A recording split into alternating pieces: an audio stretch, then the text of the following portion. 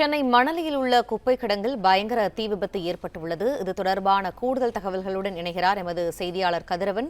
வணக்கம் கதிரவன், தற்போது அங்கு தீயை கட்டுப்படுத்த என்னென்ன மாதிரியான நடவடிக்கைகள் மேற்கொள்ளப்பட்டிருக்கிறது? முழு விவரங்கள் என்ன?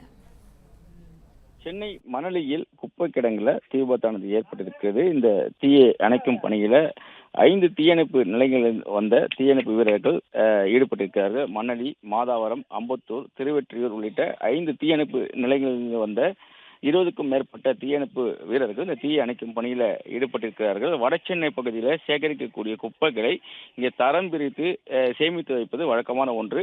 அவ்வாறு சேமித்து வைக்கக்கூடிய இந்த பிளாஸ்டிக் பொருட்கள்ல இந்த தீ விபத்தானது ஏற்பட்டிருக்கிறது. தீ விபத்துக்கு உரிய காரணங்கள் தெரியவில்லை என்றும் தெரிவிக்கப்பட்டிருக்கிறது. திறந்த நிலையில பிளாஸ்டிக் பொருட்கள் உள்ள குடோன் என்பதனால தீயை அணைப்பது சிரமம் ஏற்பட்டிருக்கிறது.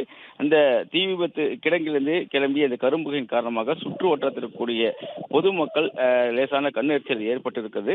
விரைவில் இந்த தீயை அணைக்கும் பணியில முழுமையாக ஈடுபடும் நடவடிக்கை ஈடுபட்டிருப்பதாகவும் தீ அணைக்கப்பட வேண்டும் தெரிவிக்கப்பட்டிருக்கிறது. 5க்கும் மேற்பட்ட தீயணைப்பு நிலையங்களிலிருந்து வந்த தீயணைப்பு வீரர்கள் இந்த தீயை அணைக்கும் பணியில தொடர்ந்து ஈடுபட்டிருக்கிறார்கள்.